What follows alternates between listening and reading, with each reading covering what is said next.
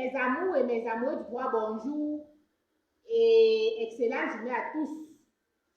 Nous pensons que vous vous portez bien parce que quant à nous, tout va pour le mieux. Nous espérons également que vos objectifs de la semaine sont tous atteints, voire sur le point de s'atteindre.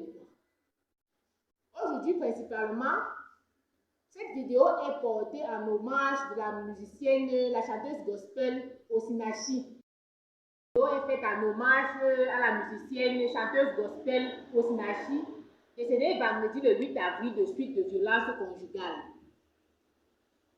Au ressort de cette vidéo, nous aimerons attirer l'attention des femmes mariées, victimes de ces violences, de dénoncer. Mes amours, merci de dénoncer ces actes odieux dont vous êtes victimes dans les mariages.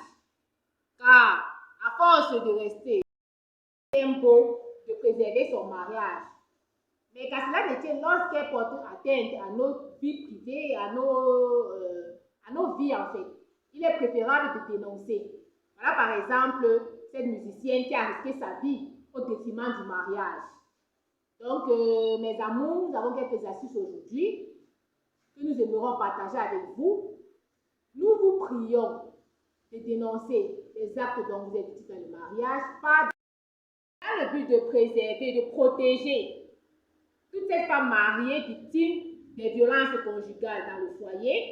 Le législateur camerounais a mis sur pied certaines infractions qu'elles pourront porter plainte contre ces époux-là qui émettent des violences sur elles dans le foyer conjugal, en portant plainte pour plusieurs types d'infractions, à savoir, elles peuvent porter plainte pour coups et blessures graves, comme le prévoit l'article 279 du Code pénal camerounais.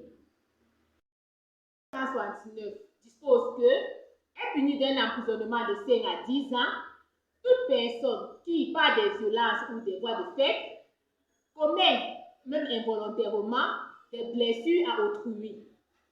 Par exemple, dans le cas d'espèce, toutes femmes qui sont victimes des blessures, des violences dans le foyer, elles pourront, par voie d'huissier, faire soit un constat, aller voir l'homme de l'art, c'est-à-dire le médecin, pour qu'il puisse dresser le certificat médical qui atteste de ce qu'elles ont été victimes des blessures. Également, faire des photos. Chercher un photographe qui pourra faire des photos comme preuve qui atteste des blessures dont elles sont victimes dans le foyer pour porter plainte. Elles peuvent également porter plainte pour blessures simples, conformément à l'article 280 du Code pénal camerounais également, qui prévoit que est puni d'un emprisonnement de 6 mois à 5 ans. Conformément à l'article 280 du Code pénal, les blessures simples ont pour peine allant de 6 mois à 5 ans.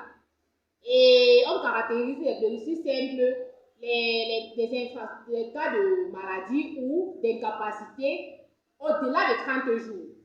C'est-à-dire quoi?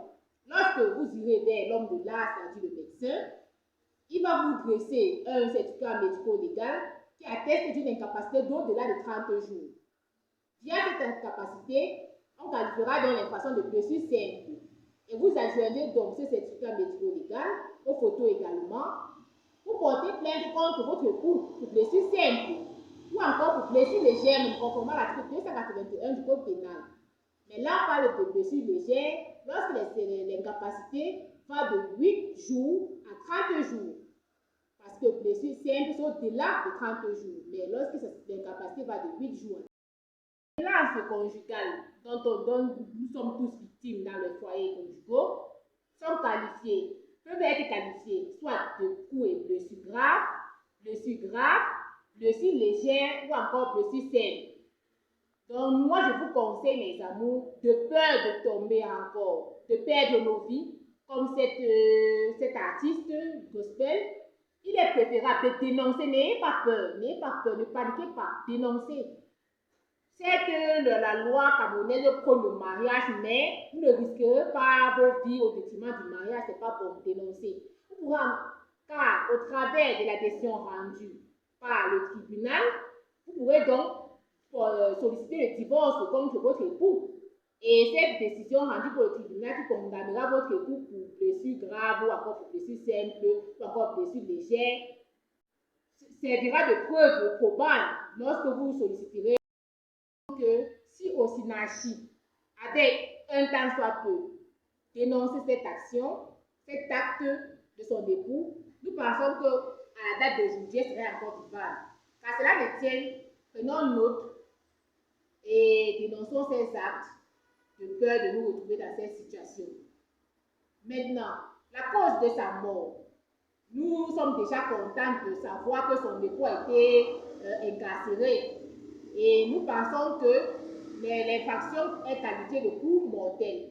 Pourquoi coup mortel? Parce que le coup, d'après les médias, le coup reçu à la poitrine a été la cause de sa mort. Parce que quoi qu'on dit à sa mort, elle a fait près de 4 jours à 5 jours dans le coma, puis elle est décédée.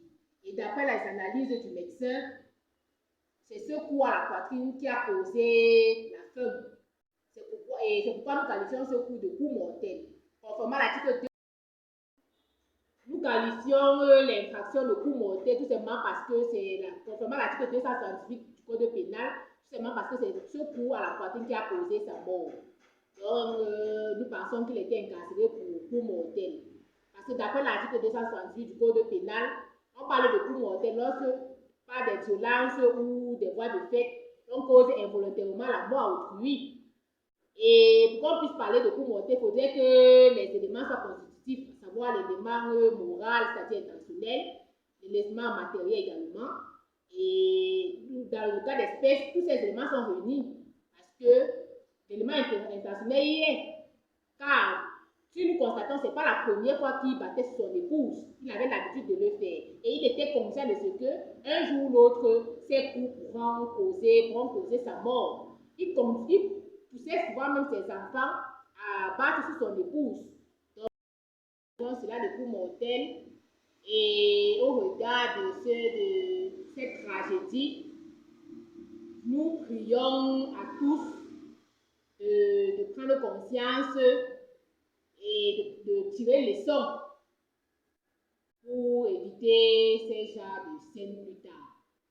Donc, cette vidéo, comme nous avons dit au début, a été conçue dans le but de rendre hommage non seulement au Osinachi, mais également attirer l'attention des uns et des autres, ou encore des unes et des autres. C'est ce que nous avons à partager avec vous aujourd'hui, parce qu'il existe plusieurs jurisprudences dans ce sens qui ont été rendues en faveur de la femme qui sollicite le divorce, le simple fait de violence, déjà que le code civil le prévoit comme cause du divorce. Également, il y a des jurisprudences qui ont été rendues dans lesquelles la femme a eu gain de cause parce qu'elle a poursuivi son époux pour violence conjugale. À sa autre vidéo, nous tenons à passer nos sincères condoléances à la famille éprouvée. Nous vous prions de tirer des leçons via cette vidéo et via les scènes produites. Et nous espérons que vous allez apprendre quelque chose de nouveau à travers notre vidéo. Si oui, nous espérons que vous allez aimer. Nous vous prions de partager, de laisser des commentaires, de suggérer des faits, des thèmes et de noter que partager avec vous est toujours un plaisir. Sur ce, agréable fin de journée et à la prochaine.